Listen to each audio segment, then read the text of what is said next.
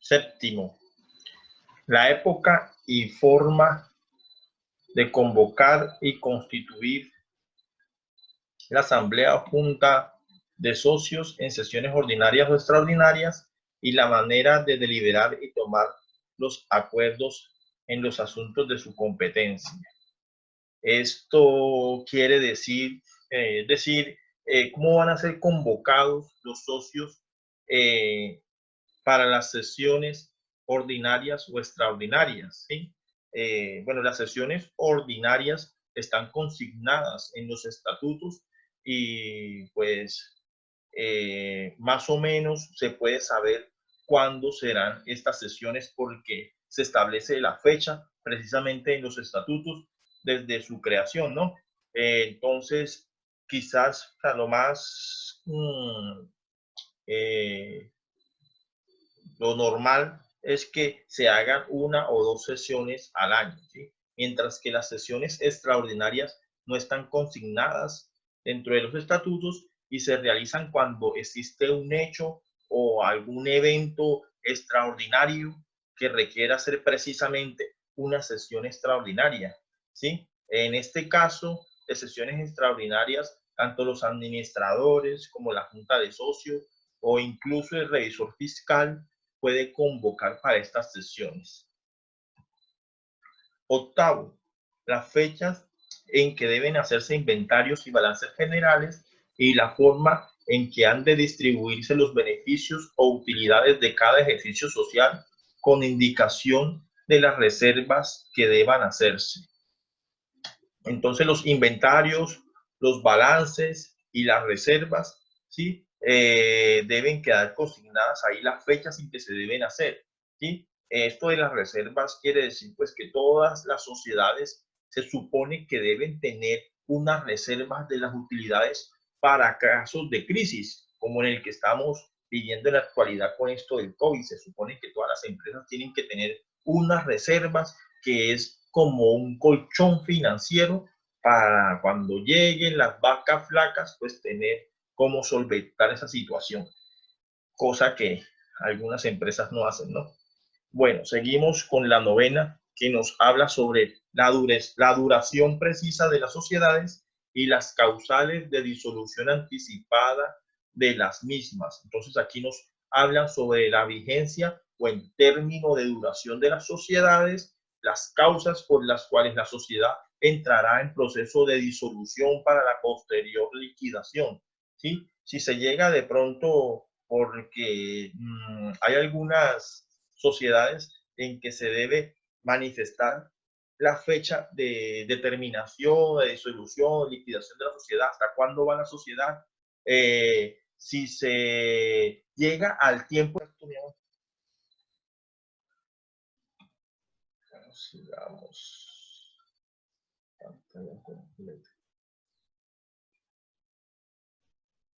Bueno, disculpen, y ahí tuve una situación.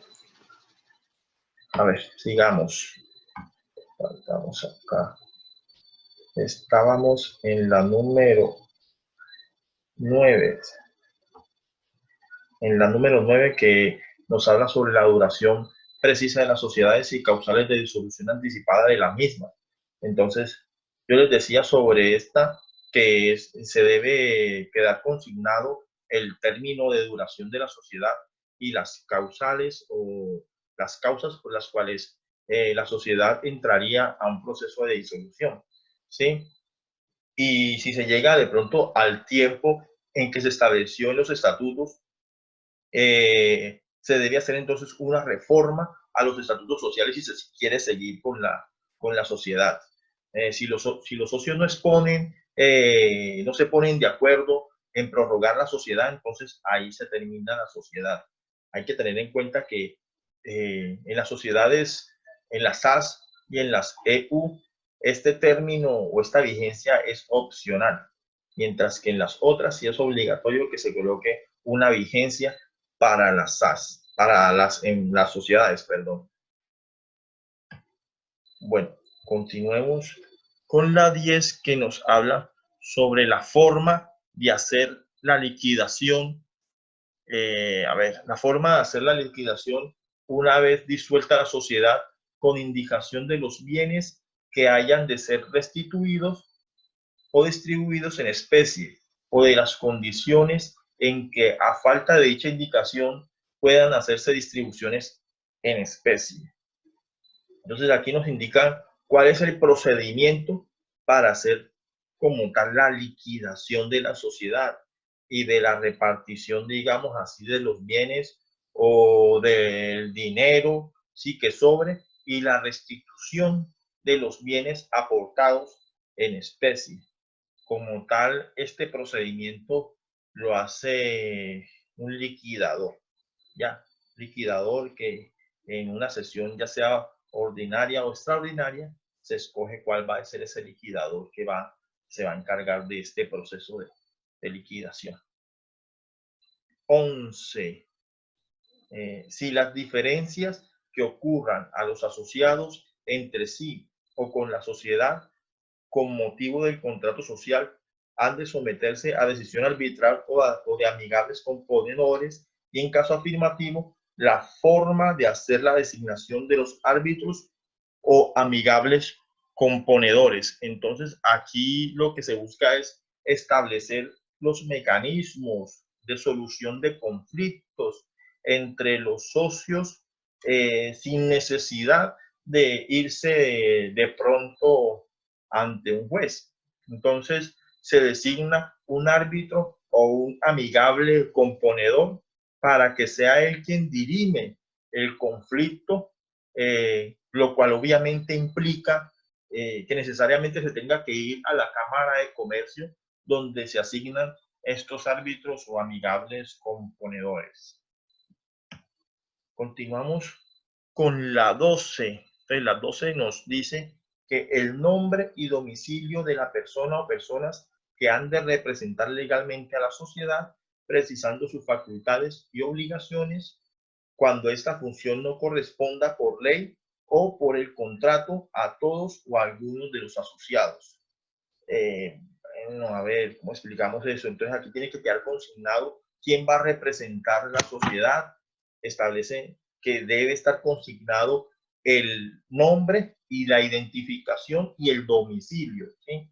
Las personas que se van a designar como representantes legales y sus suplentes incluso, ¿sí? Llegado el caso de haber suplentes. Seguimos con la 13, que nos habla sobre las facultades y obligaciones del revisor fiscal cuando el cargo esté previsto en la ley o en los estatutos.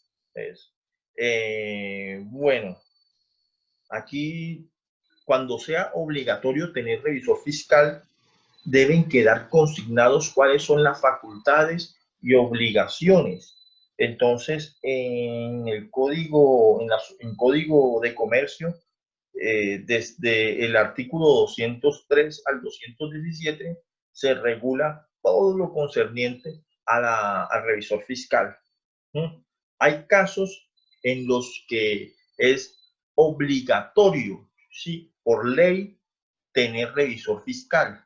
Y hay otros casos, bueno, cuando hablo de casos hablo de sociedades. Hay sociedades en las que es obligatorio tener revisor fiscal y hay otras sociedades en que es opcional. Sí, ya el artículo 203, como les comenté ahorita, ese nos muestra cuáles son las sociedades que deben tener revisor fiscal. Entonces, el revisor fiscal será obligatorio de acuerdo a los ingresos de las sociedades y al patrimonio.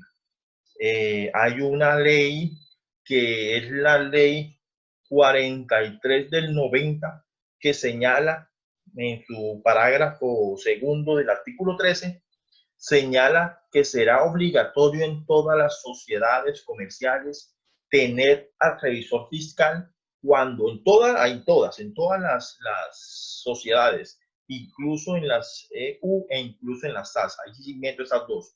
Pero entonces será obligatorio tener revisor fiscal cuando los activos brutos a fecha o a corte 31 de diciembre del año inmediatamente anterior sean o excedan el equivalente a 3.000 salarios mínimos. Ahí la ley consigna de que es obligatorio tener un revisor fiscal. Y 14, los demás pactos que, siendo compatibles con la índole de cada tipo de sociedad, estipulen los asociados para regular las relaciones a que da origen el contrato. Entonces da ya como que un poco de libertad a las sociedades para, no sé, para que estipulen pactos que puedan regular las relaciones que dieron origen a este contrato, ¿sí?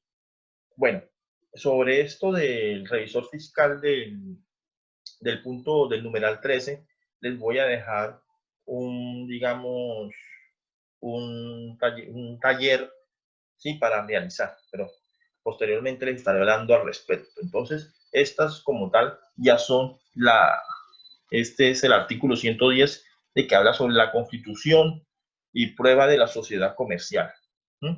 Vamos a pasar